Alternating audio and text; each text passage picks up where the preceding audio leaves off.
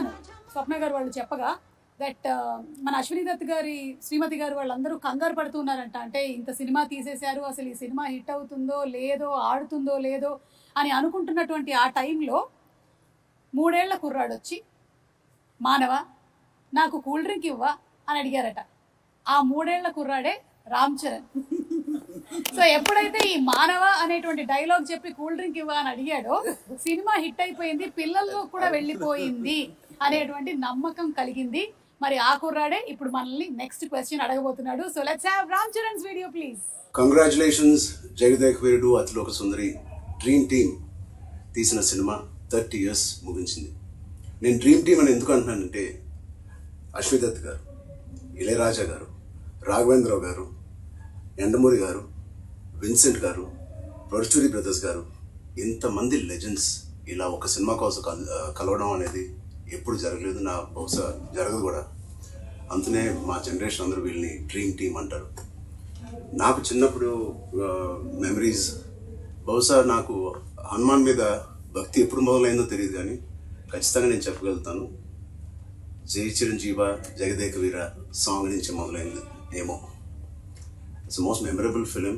మా జనరేషన్కి, మా ముందు జనరేషన్లో చాలా మంచి ఫ్యాంటసీ ఫిల్మ్స్ వచ్చినాయి, కానీ నాకు గుర్తుండే first magical adventure romantic film Jagadeka Veerudu.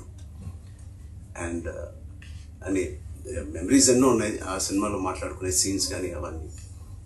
But ఆఖరిలో దేవకన్యగా వెళ్ళిపోతున్న శ్రీదేవి గారు మామూలు మనిషిగా మారిపోవడానికి ఆ రింగ్ తీసి వాటర్లో పడేసినప్పుడు ఒక చేప మింగేస్తుంది. మాకు తెలుసుకోవాలని ఉంది ఆ రింగ్ ఏమైంది, ఆ చేప ఏమైంది. 30 సంవత్సరాలు అయింది, మా ఎవరికి తెలియదు. ఇప్పుడు ఆ రింగ్ ఎక్కడ ఉంది, ఆ చేప ఎక్కడ ఉంది, దీనికి జవాబు ఒక్కలే ఇవ్వగలుగుతారు, మిస్టర్ నాగశ్విన్ గారు.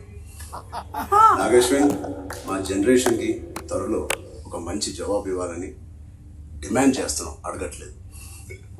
Thank you so much. అంటే లైక్ ఫాదర్ లైక్ సన్ ఇది తెలియకుండా నేను అన్నమాట ఇది ఎగ్జాక్ట్లీ అబ్సల్యూట్లీ నో క్లూ. ఇందాక అనుకుంటా నెక్స్ట్ జనరేషన్ సినిమా చేసి ఎవరెవరు ఏంటి అన్నప్పుడు సార్ ఆన్సర్ చాలా సింక్ లో ఉంది. Nag Ashwin be ready. Like father like sun Chiranjeevi గారు ఏదైతే చెప్పారో అదే రామ్ చరణ్ రిపీట్ చేశారు. నీ గట్టానికి నా గట్టానికి పోటీ నాగశ్విన్. ఆయన ముడేసేవారే ఎలక జుట్లేదు కానీ. ఏదైనా May 9 మళ్ళీ ఫ్రెష్గా ఇంతకుముందు తీసాను అనుకోకుండా వెళ్ళి చూడబోతున్నాను. అనుకోకుండానే పాట వచ్చినప్పుడు మళ్ళీ అందరూ డబ్బులు వేస్తారు, అది ఎంజాయ్ చేస్తాను. కొన్ని అద్భుతాలు జరిగినప్పుడు ఆనంద బాష్పాలు అంటారే, థియేటర్లో వెనక నుంచి చూస్తూ ఉంటే